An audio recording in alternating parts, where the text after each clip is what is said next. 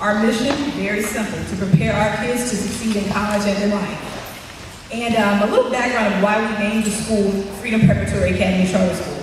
We tell our kids all the time that when you go to college, not if you go to college, but when you go to college, it affords you freedom, that education is freedom. It affords you the freedom of choice. And so I think that today it's so fitting and it's so exciting that a new charter school bill that opened up enrollment to any family in the city of Memphis is so fitting that it's here today, because now it provides many families with that freedom of choice, freedom to choose their child's education where it not be based on zip code, race, or income. So we're so excited to have the governor and first lady here today, and my job is to introduce one of the sponsors of the bill, Representative Mark White, who had the foresight to sponsor a bill like this to expand the option of charter schools to all families in Tennessee, who was previously an educator himself. So I'd love to introduce Representative Mark White right now. Well, I appreciate that. What a great day. Yes. It was an excellent day. Last February, I was sitting in the leadership conference room over in the House, and we were going through the governor's education reform package and everything, and I saw one bill that said charter schools. I said, let me have that. And so they didn't take it back from him. So we carried the legislation, the charter school bill, through the House for the governor this year. One reason I was so excited to carry that is because I used to be a teacher and an elementary school principal. I started my career. And every morning when I go into school and you see those hundreds of little faces, they're ready to learn that we need to do everything as adults and as a state to help our young people achieve a great education. We have one more tool in our toolbox now in the state of Tennessee to make that happen. Before I introduce Senator Norris, I would be remiss if I did not give credit to the governor's staff, Will Cromer, Kate Gargo, and Stephen Smith. They did the heavy lifting for me on this bill, and I thank you very much.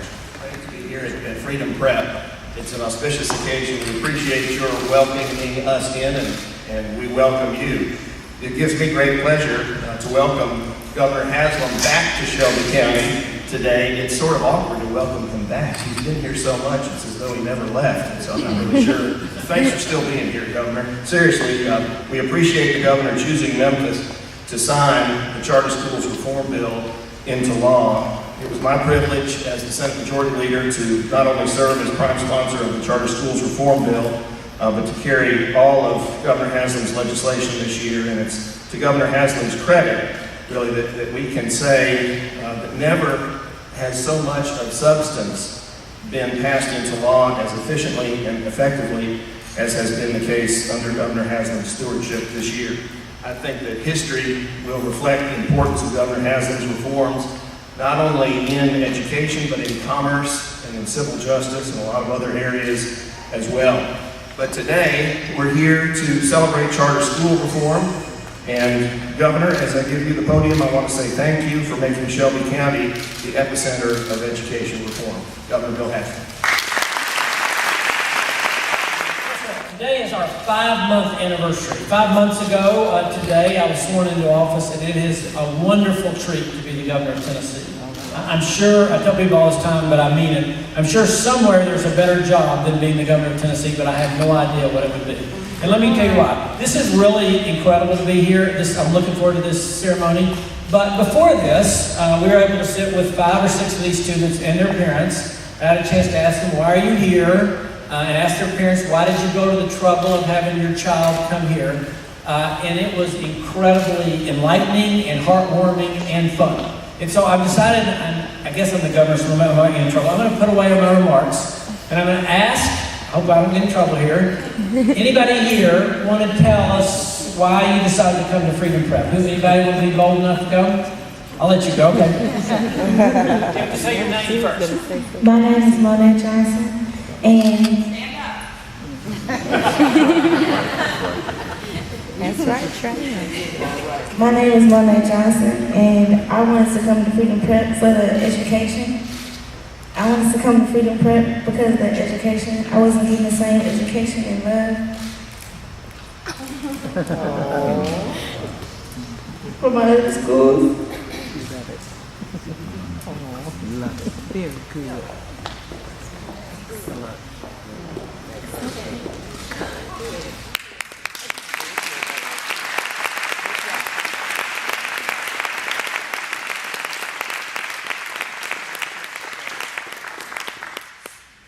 and the working environment is the best I've seen in Memphis since I moved here. And all my teachers take the time to make sure that I know everything and make sure that I pass the test and make sure that I'm going to college in 2016.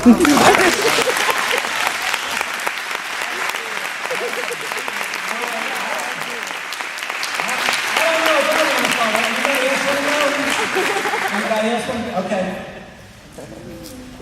I came to Freedom Prep because of the academics, and I love the way the teachers care about all the students and how if you suffer and then you like I still don't understand, then they'll come after school and either tutor you during school and they'll give you their phone number so you can call and understand what you're doing in order to succeed.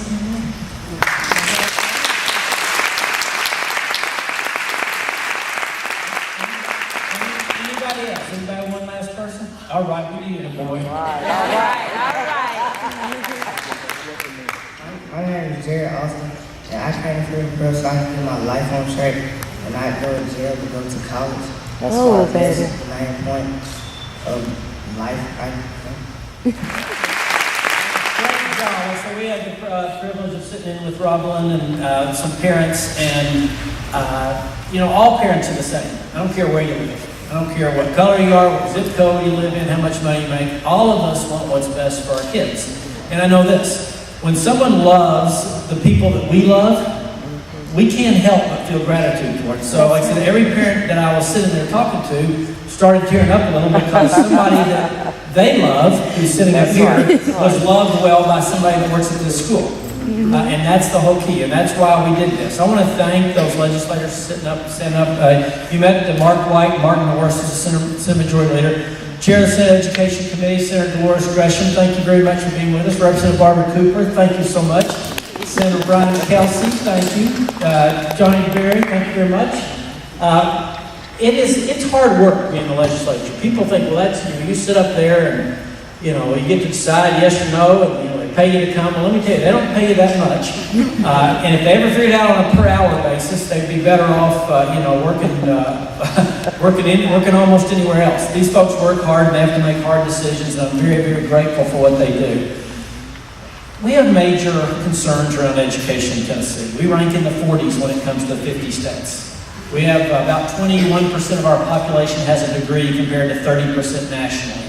We have big mountains to climb, and there's not a silver bullet, okay? But there are some things that we can do, and this charter school law is one of those. Opening up, taking the cap off of charter schools, making it so that more students could go instead of just a limited pocket, having the Achievement School District being able to authorize charter schools. All those are really important as we seek to address this. And that's why I'm really grateful. The parents that I met, the Joneses, actually two sets of Joneses, and the Jacksons and the Blackledges, they all would say, hey, what took you so long? Why can't more children have the opportunity that I have? All children want, and all parents want their children to have the best opportunity they can. And this is just one more choice that we can give to some parents. So I am very, very grateful for this. I do want to introduce somebody today. Tennessee has something now called the Achievement School District, that just schools that aren't keeping up with the average progress that the federal government and we feel like they should make become a part of that. And we have announced the hiring of someone to lead that Achievement School District. When you hire someone, you ought to hire somebody that knows what they're doing and has done that before. And Chris Barbick, and Chris, if you'd stand, where Chris is here. Chris is in. He'll be embarrassed when I say this, but Chris started. I think they now have 7 campuses of Yes Prep schools. 10. Excuse me, underestimating. 10 campuses of Yes Prep School in Houston, and they're serving the most economically disadvantaged portions of Houston. And I think I'm right here, correct me if I'm wrong, but for 11 straight years, every child has graduated and gone on to a 4-year college.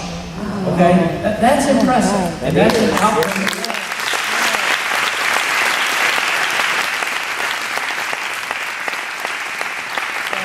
So we begged and pleaded, and Chris is moving from Texas to Tennessee here in another 5 or 6 weeks, and we couldn't be more thrilled to have you join us. So I think I've done everything I was supposed to do, but again, I'm very, very grateful to the legislature, and we will move over here and sign this and make this official. All right.